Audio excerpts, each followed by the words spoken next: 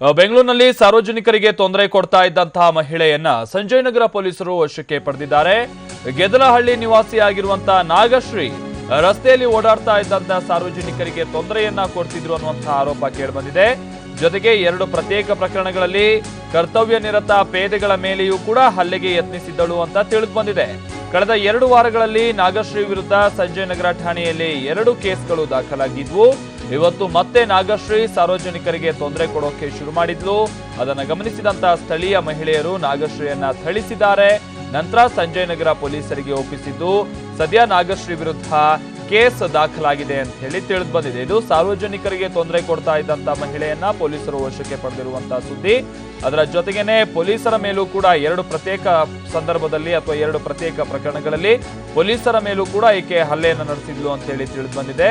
ಇವತ್ತು ಮತ್ತೆ ಸಾರ್ವಜನಿಕರಿಗೆ ಈಕೆ ತೊಂದರೆ ಕೊಡ್ತಾ ಇದ್ದಂತ ಸಂದರ್ಭದಲ್ಲಿ ಸ್ಥಳೀಯ ಮಹಿಳೆಯರೇ ಈಕೆಯನ್ನ ಹಿಡಿದು ಹೊಡೆದಿದ್ದಾರೆ ಅಂತಾನೂ ಕೂಡ ತಿಳಿದು ಬಂದಿದೆ.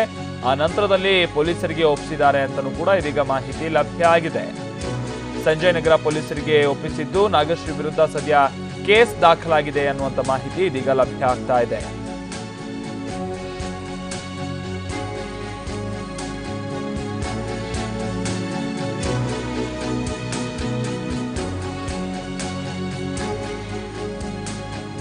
ಈಕೆ ಆಗಾಗ ಕಿರಿಕ್ ಕೊಡ್ತಾ ಇದ್ಲು ಸ್ಥಳೀಯರಿಗೆ ಅಂತ ತಿಳಿದು ಬಂದಿರುವಂತ ಮಾಹಿತಿ. ಹಾಗೆ ಇದು ಇವತ್ತು ಒಂದಷ್ಟು ಗಲಾಟೆ ಕೂಡ ನಡೀತಾ ಇತ್ತು ಸ್ಥಳದಲ್ಲಿ.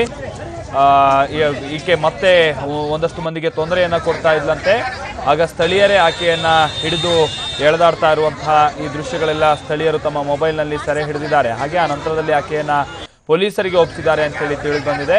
ಆದ್ರೆ ಆ ರೀತಿಯಾದಂಥ ಕಿರಿಕ್ ಆಕೆ ಏನ್ ಮಾಡ್ತಾ ಇದ್ಲು, ಯಾವ್ಯಾವ ರೀತಿಯಾಗಿ ಸ್ಥಳೀಯರಿಗೆ ತೊಂದರೆಯನ್ನ ಕೊಡ್ತಾ ಇದ್ರು, ಈ ಎಲ್ಲ ವಿಚಾರವಾಗಿ ಇನ್ನಷ್ಟೇ ಮಾಹಿತಿ ಲಭ್ಯ ಆಗ್ಬೇಕಿದೆ. ಈ ಬಗ್ಗೆ ಮತ್ತಷ್ಟು ಮಾಹಿತಿ ಕೊಡ್ತಾರೆ ನಮ್ಮ ಪ್ರತಿನಿಧಿ ನಾಗೇಂದ್ರ. ಈಗ ಈ ನಾಗಶ್ರೀ ಯಾರು, ಈಕೆ ಹಿನ್ನೆಲೆಯನ್ನು ಏನ್ ತೊಂದರೆ ಕೊಡ್ತಾ ಇದ್ಲು ಅಂತ ಇಷ್ಟೆಲ್ಲ ಸಿಟ್ಟಾಗಿದ್ದು ಜನ ಈಕೆ ವಿರುದ್ಧ ಅಂತ ಹೇಳಿ ನಾಗೇಂದ್ರ? ಮಾಲ್ತೇಶ್, ಕಳೆದ ಕೆಲ ದಿನಗಳಿಂದ ನಾಗೇಶ್ವರಿ ಎಂಬ ಮಹಿಳೆ ಸಂಜಯನಗರ ಸುತ್ತಮುತ್ತ ಸಾಕಷ್ಟು ಸಾರ್ವಜನಿಕರಿಗೆ ಜೊತೆಗೆ ರಸ್ತೆಯಲ್ಲಿ ಅಡ್ಡಾಡುವಂತಹ ಮಂದಿಗೆ ಸಾಕಷ್ಟು ತೊಂದರೆಯನ್ನ ಕೊಡ್ತಿದ್ರು, ಜೊತೆಗೆ ಕಿರುಕುಳವನ್ನು ಕೂಡ ಕೊಡ್ತಿದ್ರು, ಜೊತೆಗೆ ಮಾರಣಾಂತಿಕವಾಗಿ ಹಲ್ಲೆ ಮಾಡಲಿ ಕೂಡ ಮುಂದಾಗ್ತಿದ್ಲು.